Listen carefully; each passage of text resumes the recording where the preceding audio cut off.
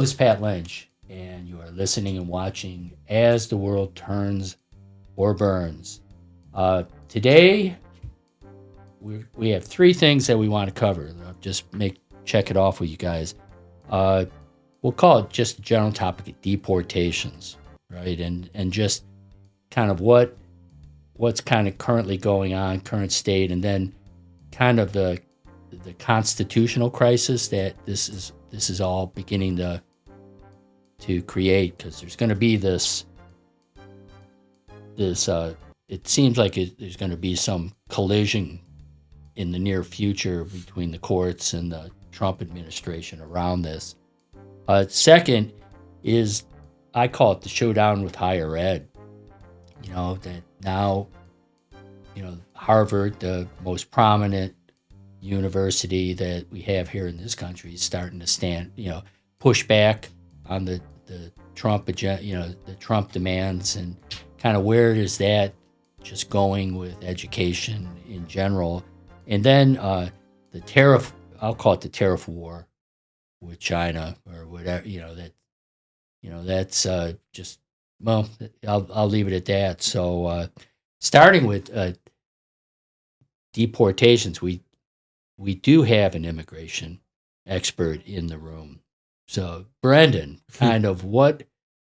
what's your assessment of kind of what's been going on, for I always get his name about Kilmar Garcia, and kind of trying to retrieve him from El Salvador, but it seems that this is now kind of a policy plan, right, as far as to build these nice, beautiful prisons in El Salvador, and then just start, deporting. I guess first anybody that's not here officially in the U.S., but then why stop the party there? We'll start just sending, U.S. criminals as well. Yeah, I mean, we've started to delegate our detainment of immigrants to foreign countries, literally paying them money. I've heard rumors, or whatever you want to call it, about maybe this is a way to also export our mass incarceration problem. And that, I would guess, I mean, I'm not an expert on the constitutional side of things, but I imagine there's something in the Constitution or in our laws where you can't just start deporting American citizens even if they are incarcerated. But I mean, what's being done now is, it's a little bit confusing to me, because the Trump administration has recognized that they did make an error here, but they seem to be not willing to correct that error. Then there was recently the press conference with Nayib Bukele, the president of El Salvador, and he also doesn't really seem interested in sending back any of the individuals that were deported to El Salvador. And I think it's just all part of just the branding of Trump and being tough on migration. Right. And I'd be curious what the public thinks and kind of what the polling says on this. But, my guess is it would be weirdly popular still, this tough stance on deportation. So it doesn't seem like this is going to change anytime soon, this strategy of just mass and quick deportation. I know that the courts have come out and said that, I guess that for the time being, we're accepting this use of the alien. What was it? Not the Alien Sedition Act, but the Alien and Enemies Act. Yeah. So long as there still needs to be a day in court for these individuals, but it doesn't seem like the Trump administration is too interested with going along with. Well, we talked earlier about this, that in their assessment that this is a winning political strategy. Mm-hmm. That we're what promises made, promises kept. We said we were going to keep America safe from all these rapists and killers, that are here endangering our citizens. Well, we've done that. We've swept them up. We've deported them. These are terrorists, and so that's what we're doing. And now you have all these pearl clutching Democrats and liberals. They're all talking about, oh, this is wrong. And here they are. You got a senator going all the way to El Salvador for the sake of a terrorist. That's what they're trying to paint Garcia as, and now you're starting to see that peanut butter and chocolate mix about how Trump put together his administration, because now you have Pam Bondi, as far as the Department of Justice supporting him and putting, doing a little sneak release about a police report that Garcia was involved in, and not thinking that there's no due process. There was nothing. This is what it's going to be, and so that the judge is Boasberg. Is that the one involved? Or no? I think he's a different case. X. It's yeah. I forget. I think it's a woman who's. It's a woman. Yeah, it starts with an X. And I'm sure she's listening, so our apologies. But yeah, she's even kind of came out and said that to hold them in account, that she's going to hold the administration in contempt, and then they need to answer who made this call that she said that turn the plane around, or don't even let the plane leave, ignored, turn the plane around, ignored, and so somebody made that call, and nobody's admitting to it now. But then she went on that she fully suspects that the Department of Justice, Pam Bondi, won't appoint any like a prosecutor to prosecute this case, and that there's a special exemption of some sort that she's going to have to explore that in order to hold this administration to account, which would you say the same thing about Merrick Garland or now I'm drawing. What was Trump's attorney general? The first time, Bill Barr. Yeah, and then it's Jeff Sessions. Yeah. So would you ever have thought that would happen with them? I don't think so. I think we're starting to really see kind of what things are. Isn't the Boasberg case? Is that the one about the Venezuelan ones though? I think isn't that a different case separate from Garcia? I thought I could be wrong about that. I think the Garcia one. I think Boasberg, didn't he issue an order, was it ruling yesterday? The whole deportation, he's found probable cause to hold them in contempt. Right. And he'll hire a private attorney or something if he has to. Yeah. So, you can see the way they're framing this, using the words terrorist, criminal, MS-13. They're trying to frame not just this guy, but all these people at large as being dangerous menaces to the country, and some of them probably are. But in this particular case, they did make an error. I mean, they admitted in court they made an error, and they're obviously like interpreting the ruling from the courts in a way that is, I think, not very genuine. It's very self-serving to try to. But I think the Supreme Court said facilitate, and they're like, well, we'll give him a plane once he gets out, but it's up to El Salvador to release him. And Bukele's like, I can't release him. I mean, he's a terrorist. I can't do that. To the country. And is Elf like, are they like paid per head or something for that? I have to imagine it's a for-profit enterprise or something that okay, we're paying you to hold this person now. So that would give us the ability to just say, let this person release this individual. I'm not sure how the payment's working. I think there are a couple of reasons why Trump isn't putting. I mean, Trump could get him released if he wanted to. He certainly could do that if he wanted to actually, if he cared even a little bit.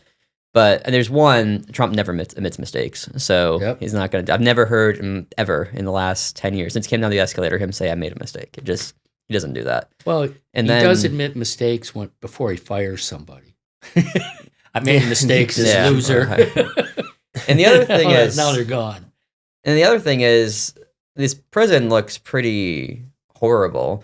I mean, you saw Kristi Noem standing in front of it. I think that was one in El Salvador, right? She stood in front of it, took the pictures. He might come back, Garcia comes back and release him, and he might spill all the beans. This is what the prison's like. And it could lead to some PR problems for the Trump administration and in the country. So I imagine that's playing into their calculus too. Well, when they are deported to El Salvador, it's not like it's a prison sentence, right? They're just there. I don't know if that's like a life sentence, or I've never really seen that there's any it's that they're sentenced, and it's just I think that's kind of like Guantanamo. It's like Guantanamo, that it's just kind of a dark site.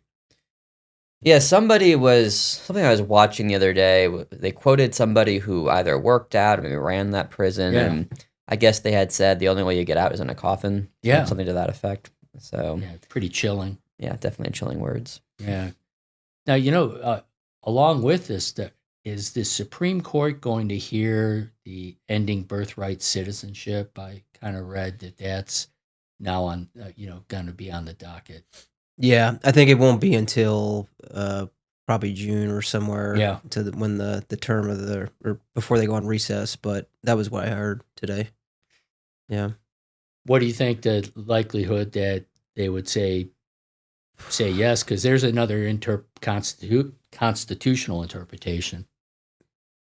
Yeah, I mean, I'm curious what you think about this, but I could see some justices doing away with it. Yeah, and there's they would, three right now. They would have kind of like an originalist Yeah. take on it, and they would say something along the lines of this wasn't the intention of when this amendment was put in. We weren't in this context of undocumented migration at the numbers we're seeing today, or however they want to frame it. But I could totally see there being what I hope is a dissenting opinion on this. That would be laid out in the dissenting opinion, but a majority of justices hopefully upholding birthright citizenship. Yeah. That would be such a radical change too. Yeah. Yeah, we'll see. We'll see. Yeah, I'd be surprised if they agreed with Trump's ruling that like the executive order, birthright citizenship is gone. I wouldn't be surprised if there were a couple of justices that agree with Trump's interpretation, but I'll knock on wood. But I would be surprised if the majority did. I don't really see Roberts and Barrett and maybe Kavanaugh and Gorsuch going down that path. Thomas and Alito, them might. I wouldn't be shocked if one of them or both of them ruled aligned with Trump's interpretation. But it wouldn't be a good originalist interpretation even, because if you look at what the framers of the 14th Amendment were saying in the 1860s, they had the discussion, well, we put it this way, it's going to include immigrants. Should we word it this way to include everybody? And they consciously said, yes, we're going to word it in this particular way, knowing it will apply to immigrants. And that's been held up in court since then when it's been challenged. So I think they'd have some justification for it, but I think it'd be a bad originalist interpretation. Just thinking of it moving forward, the deportation plan, the way they're doing this, just massive roundups, just shipping people off. Ultimately, do you think the courts are going to get in the way and stop this, or is this just going to continue? Well, I think the question is, will you listen to the courts? They kind of already gotten a little bit in the way, and that there's supposed to be due process, right? And that's not happening. So, at the very least, right, that's kind of how it should work. I mean, due process rights don't only apply to U.S. citizens; they apply to anyone within the jurisdiction of the United States federal government. So, I mean, I think the courts have already started getting in the way, and it's probably going to be more so moving forward. I think the courts will get a little bit in the way, but it just seems like whenever this happens, it's the language that comes from the Trump administration is that the judicial system's corrupt in some way, and there's this crusade out to get him or to stop him from following the will of the people. Because again, it was his key campaign message was strengthening the border and deporting not just migrants, but all these supposed criminals and gang members. So, how does he weave it? Because a lot of this, I think he kind of weaves it into national security and and his ability to enact foreign policy, and so that's something the court can't really rule on. Is that kind of the way you guys see it? They've made that argument so far. The court Yeah. doesn't have jurisdiction over foreign policy. That's yeah. the executive branch, and so that's their argument. Once these people are out of the country, the courts Yeah. can't do anything about it. Yeah. It's no longer in the domain of the judicial system. So it almost seems like, I don't know, as of now at least, they can just like rush people out quickly before courts have time to intervene. Then there's really nothing the courts can do to get them back. And we're only 3 months into the presidency. If he's already challenging the courts this much in April of his first year, what's he going to be doing next year and the year after that? Like he's already defying court orders, but in a way that is pretending he's agreeing with them, at least the Supreme Court. That might go away in the next year, or maybe he'll just openly defy it. Yeah. And then, like, what do the courts do? Like, how do you hold him accountable? And that's where the constitutional crisis, and I think is really the most important issue coming out of this, is the executive branch doesn't have that check on it. You have no check from Congress right now. Right. Then what's to stop Trump from doing a lot of different things that he wants to do that aren't legal? Yeah, because now he's kind of pushing to remove Jerome Powell from the Fed and saying that that's within his executive authority, even though it's everybody thinks it's clearly stated that he has a 14-year term and that it can only be removed for cause. Mm-hmm. But it's like, no, hold my beer. I'm here's what I'm going to do. Yeah, he doesn't like the interest rate policy of Powell's leadership. Yeah. Well, I think he was more angry with. I think Jerome Powell just said that inflation was going to go up at least temporarily. Yeah. I think he just got so angry. He's just like, I'm going to fire this dude. Yeah. It's guys got to go. And he's not. Trump thinks it's a good idea to lower interest rates, and he doesn't go along, and then the guy's just a radical leftist, and. Mm-hmm. I think we're already at the point now where if we were not in such a polarized environment, Trump should be impeached. Like, he should be impeached and convicted already 3 months into the presidency. Right. But it's impossible with the makeup of the politics right now. Well, between the Supreme Court ruling and him being bulletproof from his from 2 previous impeachments, I don't know, that statement he made about going down Fifth Avenue and being able to shoot somebody. I think he literally can do that. I don't see any pathway to truly impeach that guy. No matter what he does. It's impossible with the polarization. And that's like one of the dangers of polarization, a lot of dangers of polarization. But when so much of your identity is like being against the other team, you're willing to tolerate so much wrong on your side that in less polarized times you wouldn't tolerate. And what ultimately did Nixon in wasn't the Democrats. It was that he had lost support among Republicans in Congress, and they went to him and like, you do not have the votes when you get impeached. You're going to get impeached if you don't resign. You're going to be thrown out of office. So he resigned. Yep.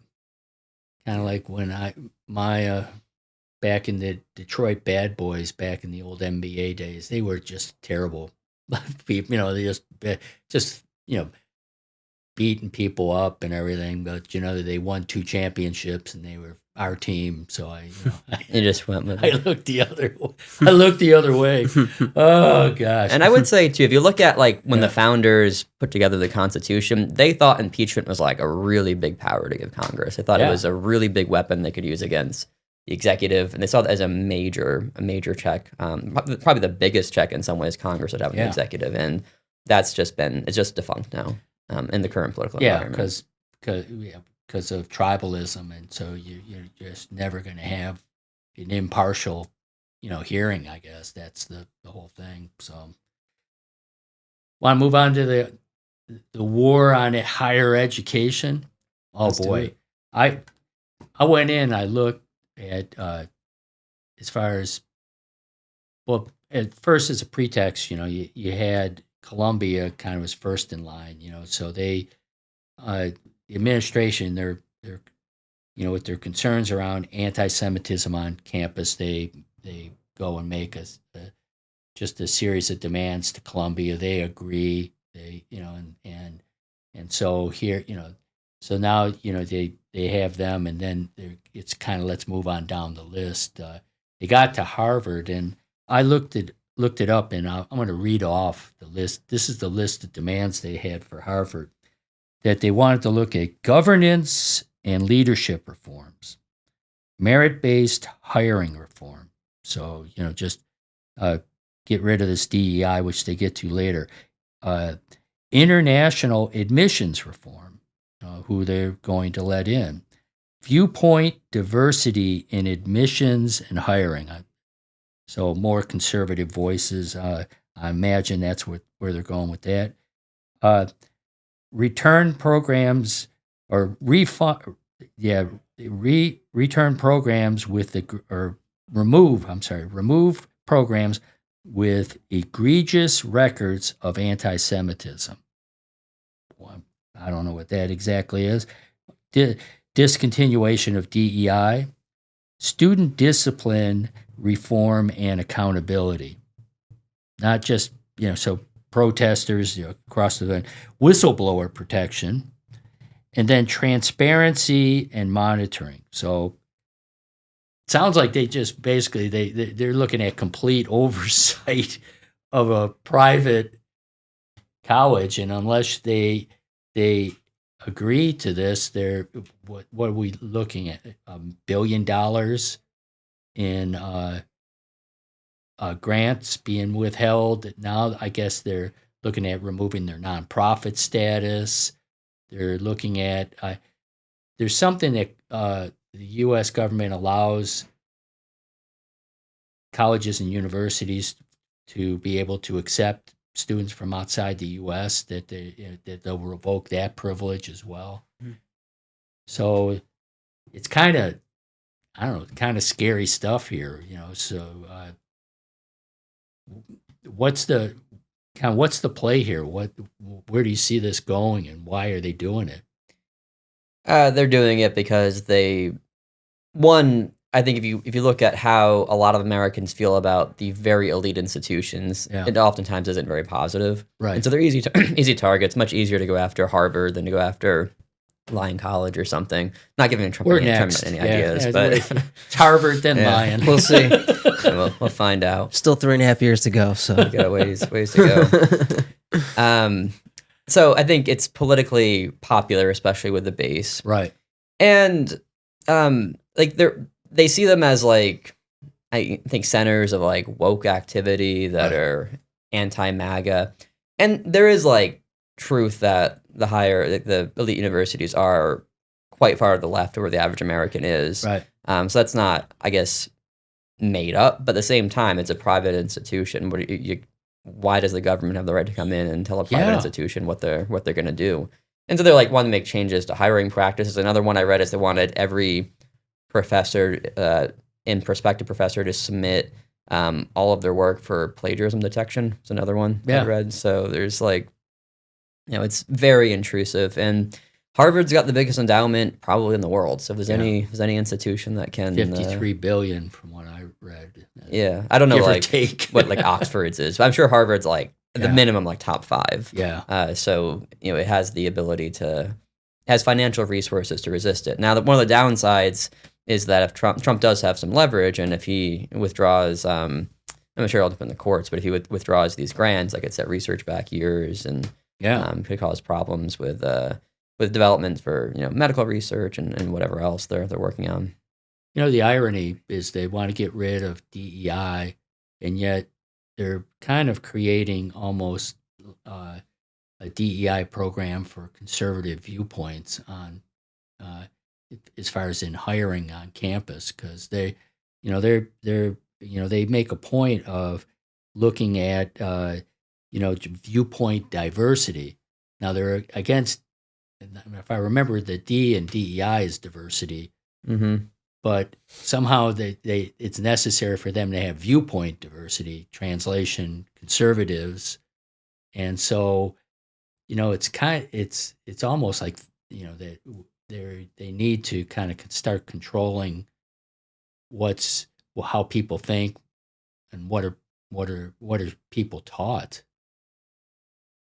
Yeah, that's the misperception. It's a very populist move. Yeah, because there's this misperception that Yeah, like academia is mostly liberal. It's mostly left leaning. That is just a fact. But I've never had someone above me tell me how to teach a subject. Right. And I think that is like the perception, let's say with the ordinary Trump voter is it's like indoctrination that's going on at not just Harvard, but a lot of these elite institutions. It's like an anti-elitism and the idea that they're teaching about also like critical race theory and Wokeism, all the woke subjects. And it's funny because I've never had anyone around me at work tell me to teach those things or tell me how to teach a subject, but that is the perception.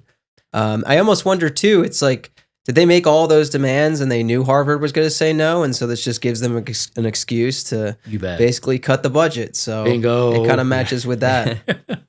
Yeah. And it's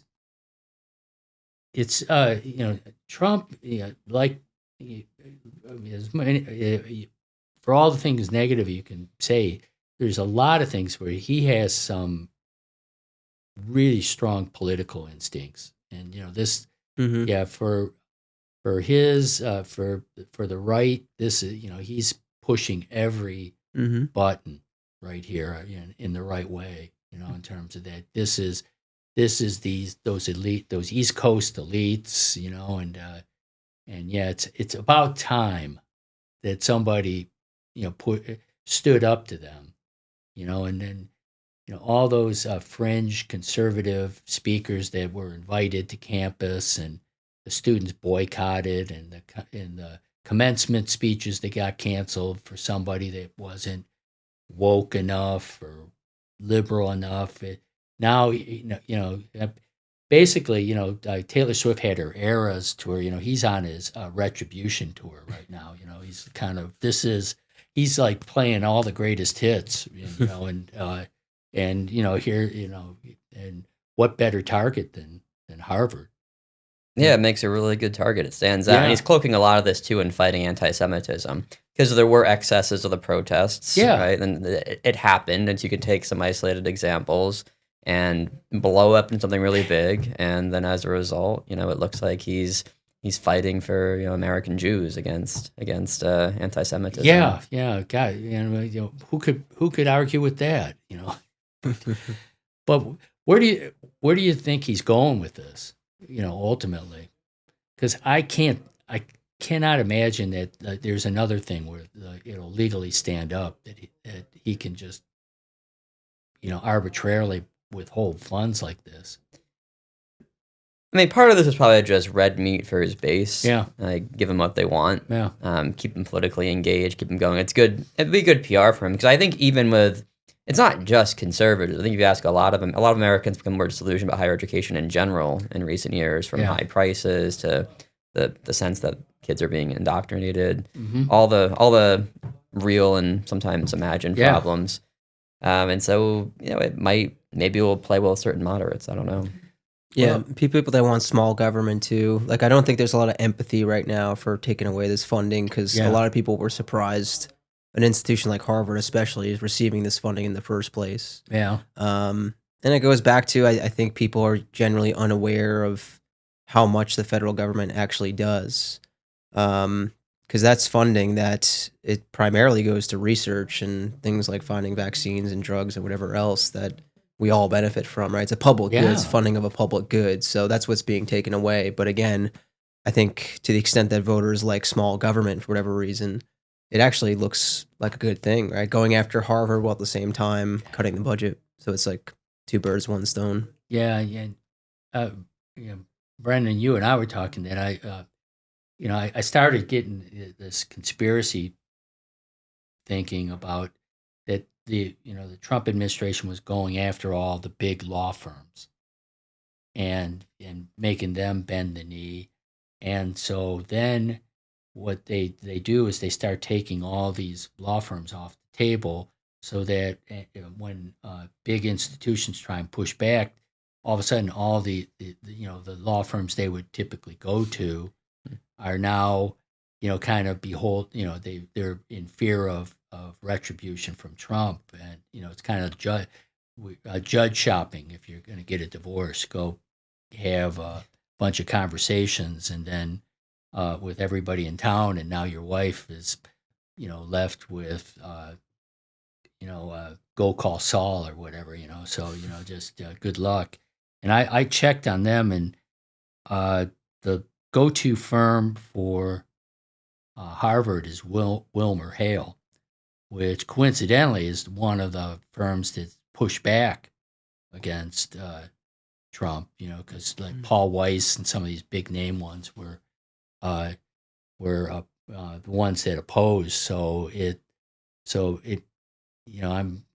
I don't know if there's a connection there. I'm sure seeking one, but yeah. And I looked at the letter that Harvard sent to the Trump administration, kind of addressing, why they think all the demands aren't, they can't comply with it. Those were also firms unaffiliated with kind of this clampdown that the administration's doing. So, I kind of put all this together. It's getting kind of, it's getting kind of scary. The authoritarian vibe that was in the election, and that, oh yeah, it's hyperbole. It's pearl clutching, and it's like, I don't know. it's starting to it's really starting to feel like there's something where everything just seems to be all in one way or another falling under one person's control. Yeah, he's trying to concentrate power in a lot of ways. Yeah, for sure. Yeah, because kind of the third thing we were talking about tariffs and he's got the 90-day pause on global tariffs. So now that just, let the deals begin. He's got all the people coming in. He had the Prime Minister of Italy today, trying to, and everybody's going to try to cut a deal. And I guess Maloney can't really, I wasn't aware of this, but I think the EU is, the trade deals are all for EU partners are done through Brussels. Is that yeah? So they EU is a customs union, meaning they all have to charge the same tariff. Right. To get into the EU, it doesn't matter. It's Italy, Germany. The tariff's got to be the same. So the negotiation process happens goes through them. Yeah. So level. She's in, but it's not like it's going to be much help. But but then you never know. It's like it's like, who knows where that's going. And then the war on as far as this tariff war with China, it's just,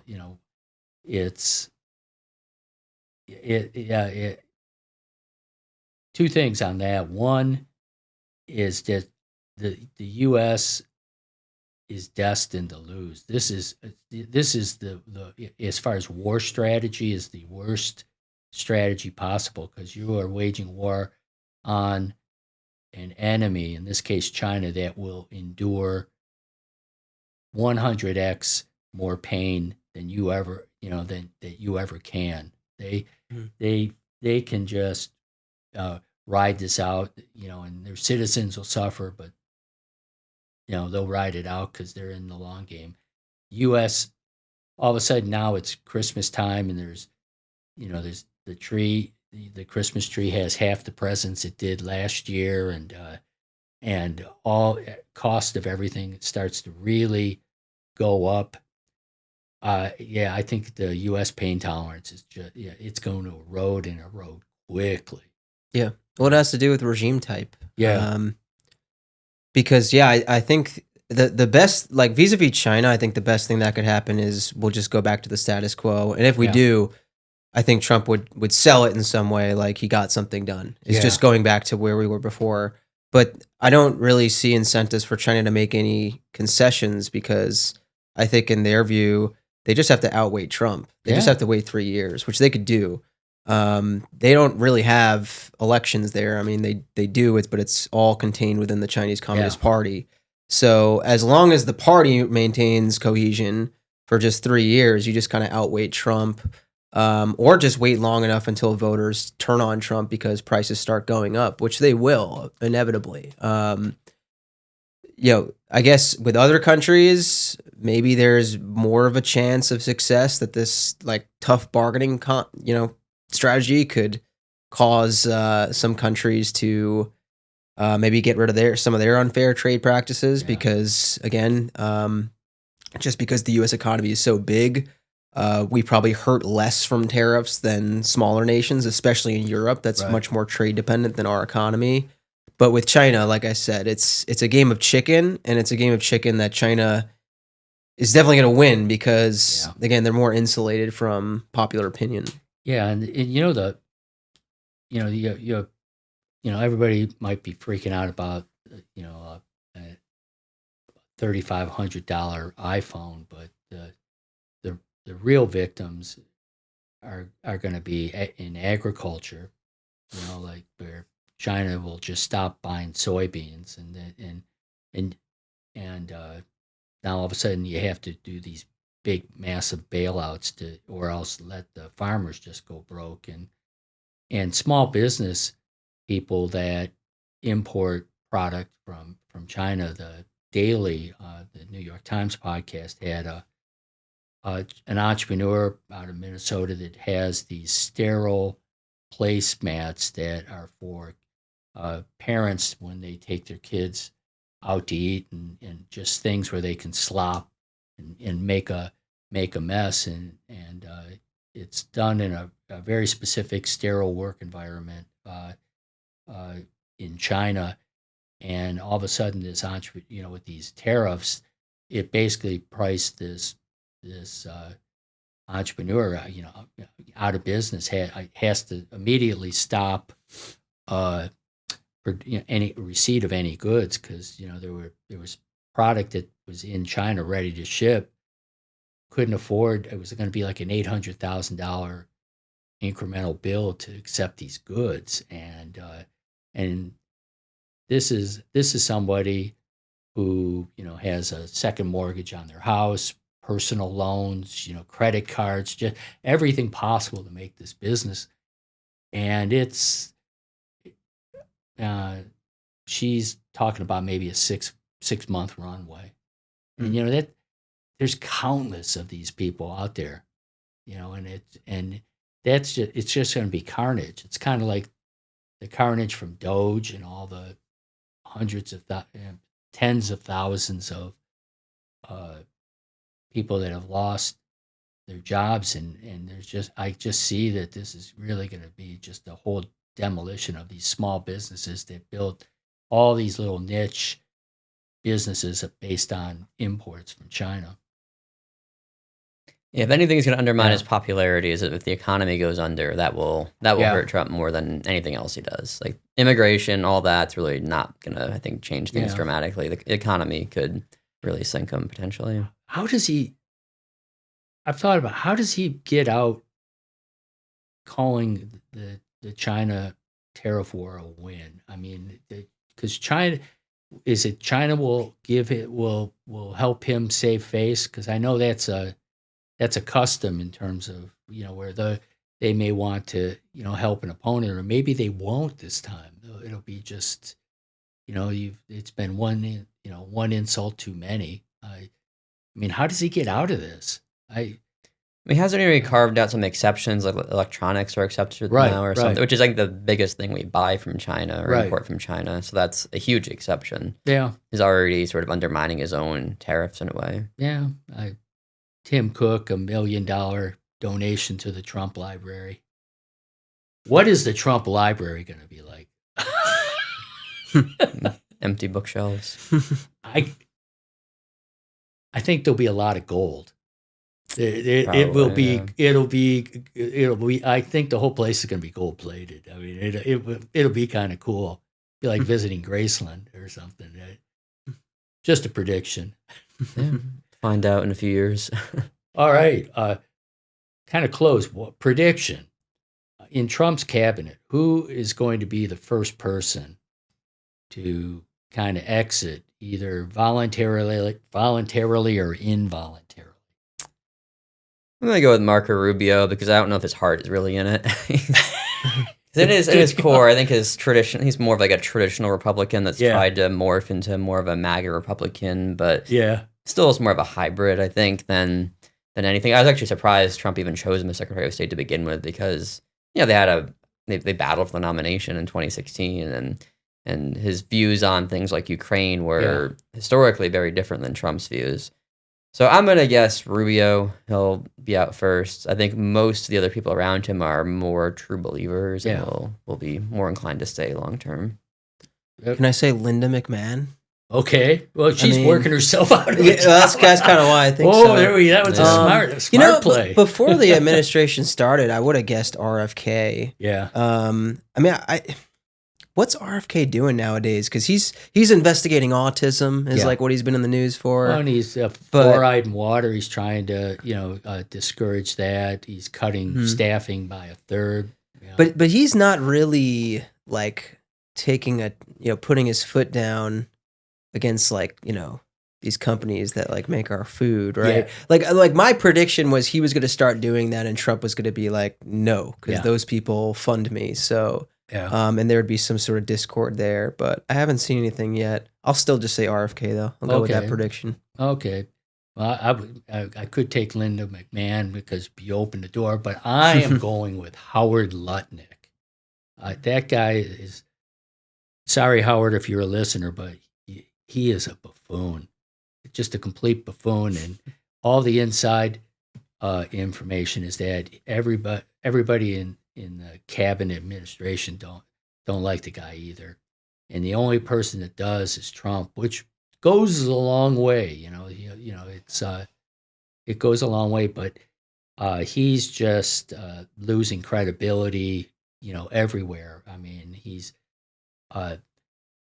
in a no-win situation, trying to be the cheerleader for tariffs, and he just says, absolutely no negotiation. It is what it is. And then of course his boss changes his mind, and then he's now he's looking like he doesn't know what he's talking about, or he's out of the loop. Neither of them are a good thing. So I'm just going to go and do Howard Lutnick. But since you are prognosticator in chief right here, you called the big one, and we were all wrong. So I'm going to pay close attention to yours. Wait, is this my election prediction? We're yes. About? Okay. Okay. We're still talking. I'm still. Yeah. Okay. I'm still humbled. Thank you. I'm still. You get. I think every other prediction I've made has been wrong, but okay, I'll live on that one. You got when it counted, you made the big one. Yeah, the rest, that's all. It's all just rounding error. But all right, well, real good. Anything else, guys?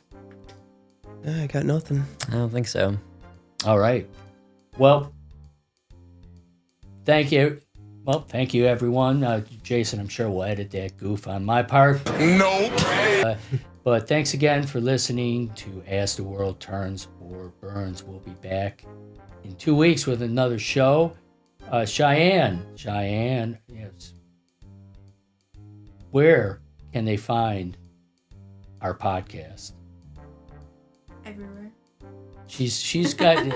She went to a productivity expert, and he showed her how to get right to the point. Yes, anywhere we get your podcast, please, you can find us on Apple, Spotify, any YouTube, and if you do, I'd love to have you subscribe. And if you subscribe, Cheyenne has one valuable piece of information here. How many stars would we like you to give us when it comes to a review? 5 out of 5. She's always right on the money, yes. So again, thank you for listening to As the World Turns or Burns. We'll catch up with you in 2 weeks. Take care.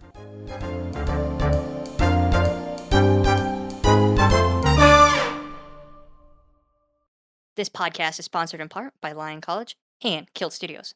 Thank you to Jonah Winter for the intro and outro music.